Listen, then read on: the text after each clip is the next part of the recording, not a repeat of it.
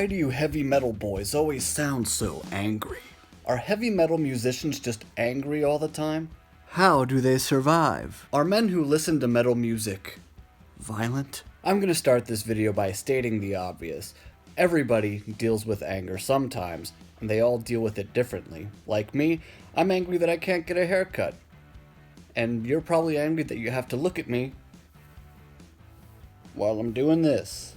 But looking into the history of anger influencing rock and roll, you have to look all the way back to the early 1900s in folk and blues. Whether Woody Guthrie was fighting for working men's rights, or Billie Holiday protested lynching with songs like Strange Fruit. Of course, it's impossible for me to actually gauge how angry these songs sounded 100 years ago. I mean, as far as I know, 1913 Massacre may have sounded like Converge to the pre-rock and roll world. But when it comes to the first truly angry song in heavy metal, I'd put my money on War Pigs, the anti-Vietnam War anthem by Black Sabbath. But I wouldn't really categorize Black Sabbath as an angry band overall. They were more downer rock stoners who played with fantasy and occult concepts. Even with Fairies Wear Boots or Sabbath Bloody Sabbath, Black Sabbath were pretty chill. And over the last 50 years, it's obvious that Tony Iommi and the heavy metal blueprinters inspired more stoner bands than anything else. But it seems like music written to sound like true, pure, unbridled rage really kicked off with punk rock. And more specifically, the British punk scene. There was definitely some anger mixed in with American bands like the Stooges, the Dictators, and the Dead Boys, but British bands like the Sex Pistols, the Clash, Crass, and Sham 69 dialed up the anger just a notch higher, directly influencing the burgeoning hardcore and thrash scenes back in the United States. The unrelenting anger that we associate with metal today comes from a few places. The rip-roaring speed of Judas Priest and Motorhead, the vicious lyrics of Diamond Head's Am I Evil, the early aggression of Iron Maiden, and the macabre showmanship of Alice Cooper, Kiss, and Merciful Fate. Put it all together, and you get Venom, arguably the first truly extreme band in metal's lineage. And Venom really appealed to angry kids who loved heavy metal. Enter Metallica, who led the furious thrash movement. I think anger comes from family of origin, a feeling of not being heard, a feeling of manipulation. Probably still a teenager in here somewhere that's still sorting out some past issues. You know, parents, upbringing, things like that. You can hear James Hetfield say that he was a rageaholic. I would build up resentment and then explode. And more recently he said, there will be anger issues with me no matter what. And you can see that following Metallica's Grammys performance with Lady Gaga. Hell, the reason that we have Megadeth is because Dave Mustaine wanted revenge on Metallica for kicking him out of the band. When you're scratching and clawing to have something to eat and someone takes away your livelihood, this means war, Mustaine told VH1. I don't really know that when Megadeth started it was anything other than just pure revenge. It was all about, you know what, you're not going to make me that kid, the one that's picked last again. Sounds like Dave took the approach that Slayer would later write about in Disciple. Hate heals. You should try it sometime. And if parents who hated heavy metal thought it couldn't get any more angry and vicious than thrash, their reaction to discovering black metal must have been hilarious. Everything was about hate. We were against everything. That was our motto, Mayhem's Necro Butcher told Kerrang. I was already rebelling against the idea of Christianity and thought it was a lot of bollocks. Anyone with any sense would know it's just a stupid fairy tale and that religion is a tool for control, nothing else. People are so pathetic that they still believe this shit down to the literal word, the walking on water, all that kind of stuff. There was a natural thing to rebel against because we saw something wrong in society. Wake up, this is stupid. Everyone was getting worked up about it, and we were thinking, this is awesome. From there, the scene grew and it spiraled completely out of control. 50 churches burned up here. And sure, black metal remains music's most nefarious genre, but somehow, metal got even more fine-tuned when it came to anger, thanks to Pantera. Phil Anselmo was the key to Pantera's absolute aggression, and he drew his anger from being abused as a child, suffering from addiction, and being generally mistreated by his peers. There's a lot of things that make him angry, Vinnie Paul explained to the Georgia Straight, but he's not necessarily writing anger in a negative fashion.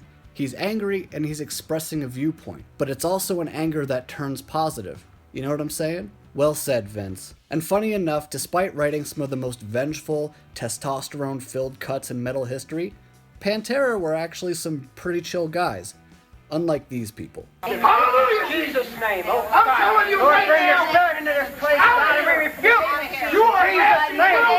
Before power of the name of Jesus Christ, the blood of Jesus. Strapping Young Lad also really embodied anger with their 1995 debut, Heavy as a Really Heavy Thing. But Devin Townsend didn't necessarily revel in his angry period. The way I look at music is because I think I'm emotionally stunted in real life. I feel like I've always been unable to really participate in emotion. When I made angry music, it was horrible music. When I make beautiful music, it's really pretty. When I make complicated music, it's really complicated. And as for the purified anger of Sepultura, Max Cavalera explains, we were really focused on issues that mean something to us. Because of the fact that we grew up in a third world country, we see how things are from the outside point of view. So I think we decided to criticize a lot of stuff that is wrong in the world today. The same goes for other metal bands from surprising countries, like Iran's Confess, Iraq's Akrasakauda, Saudi Arabia's Al Namrud, and before Crush from the amazing documentary Death Metal Angola. And you can see patterns like these throughout metal's various subgenres. Thrash, mad at war. Death metal, mad at humanity. Black metal, mad at religion. Nu metal, mad at society. And Slipknot, mad at every thing, especially on Iowa. It was an angry time, and the songs reflected that, Jim Root recalled about the album. And Joey Jordison added, we wanted to kill each other. When we did Iowa, it was a very dark time for the band. Some of our strongest and most meaningful songs are on that record, but we were all on drugs and drunk, and it sucked. But why exactly were the members of Slipknot so consumed by anger while recording their second record? At the end of recording the album, it was like, I was going to fly to England because my grandpa was sick. I mean, I had to fly in there anyways, but we had like 2 or 3 days left, you know, and he ended up passing away.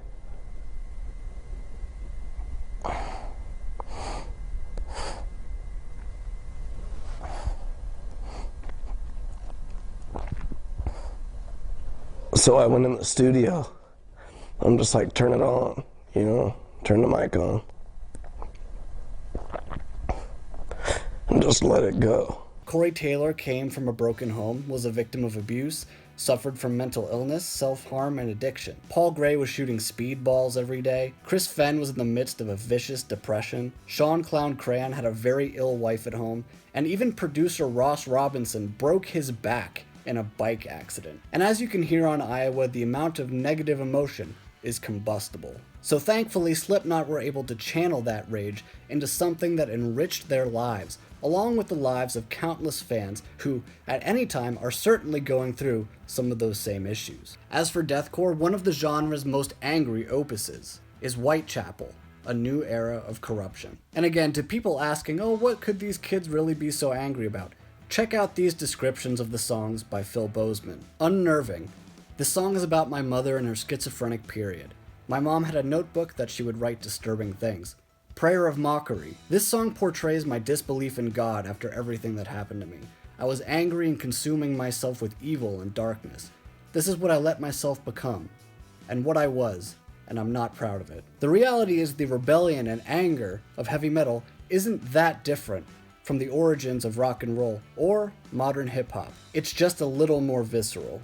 Authority, politics, convention, from a youthful perspective, it all just begs to be smashed. I know when I discovered bands like Twisted Sister, Korn, and Slipknot, I finally realized that there were other people out there who felt the way I did, and that it was okay and maybe even normal to be rebellious or depressed or pissed off. And that's the beauty of metal. It's an extreme form of honesty, where you can boundlessly express your deepest emotions and receive praise and validity from people who feel just like you.